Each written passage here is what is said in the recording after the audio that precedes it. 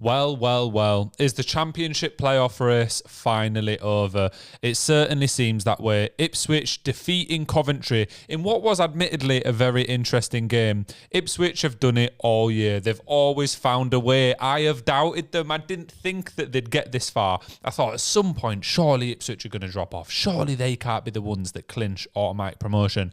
Seems like they've done it. Obviously, it all goes down to the last day. This is why the Championship is one of the best leagues in the world. I'll die on that hill. All going down to the last day. Ipswich could lose to Huddersfield. Leeds could beat Southampton. Leeds could go up. Is it going to happen? I highly doubt it. Let's jump in to Ipswich's game today and their performance against Coventry. They had a really quick start. They were fantastic for the first 10, 15 minutes. Poor defending from Coventry, which leaves Kiefer Moore wide open in the fucking penalty spot to slot it in the back of the net. You've got to be there as an attacking player. He was there. All four defenders practically next to the keeper for Coventry, which is really poor. But decent finish from Moore. Just had to get it on target, and he did. From this point, Coventry actually picks it up for a little while. Some nice passing play, some nice attacking. A team which have really dropped off towards the back end of the season. They were in and around the playoffs. Obviously, there was pretty much no chance of them getting in there from today unless there was like a 20-goal swing or something stupid like that. But yeah, Coventry have been hit and miss all year. Their last victory in the league happens to be against Leeds. My team, by the way, if you hadn't realised that already. They had two amazing chances in a row about the half-an-hour mark in the match. Fantastic save from the Ipswich goalkeeper. Kept him in the game, really. That could have completely changed it.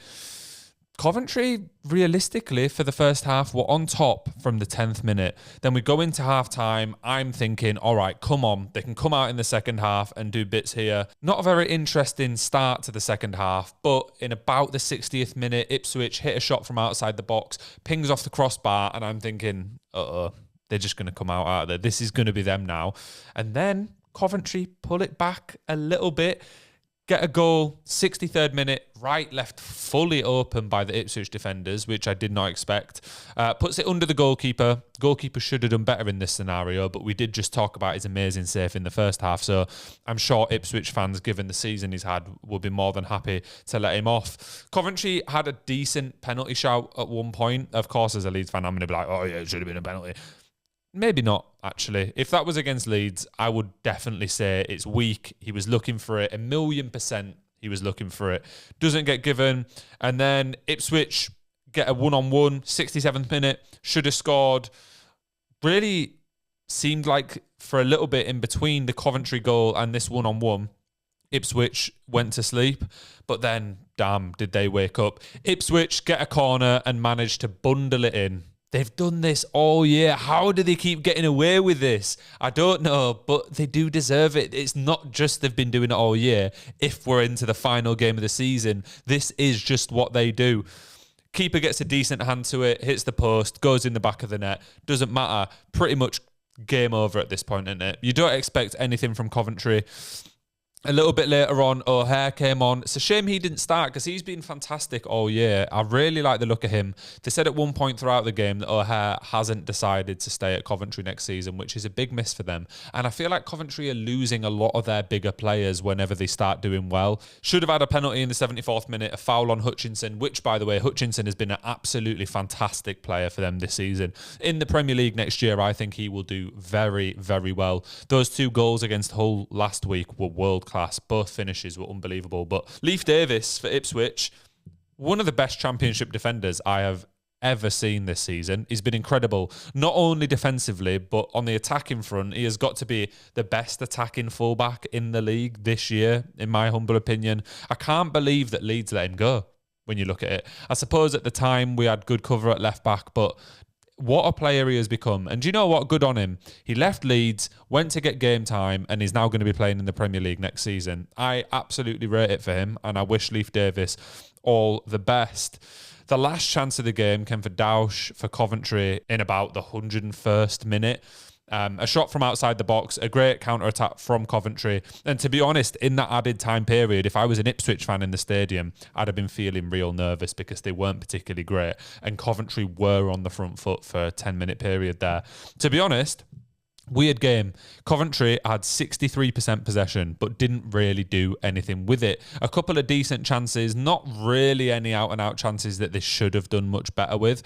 But yeah, they could have done more. I wish they did more, but where does this leave us in the Championship? Let's be real. Ipswich are up.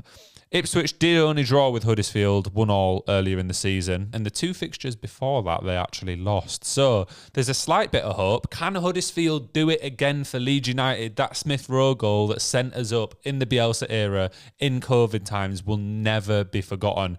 Though, to be honest, I'm sure if you're a Huddersfield player or a Huddersfield fan, you wish for nothing more than an Ipswich win in that game. And then it comes down to would Leeds even beat Southampton? If Ipswich somehow lost against the second worst team in the league, would Leeds beat the 4th best team in the league after losing 4-0 to QPR? You know what's going to happen?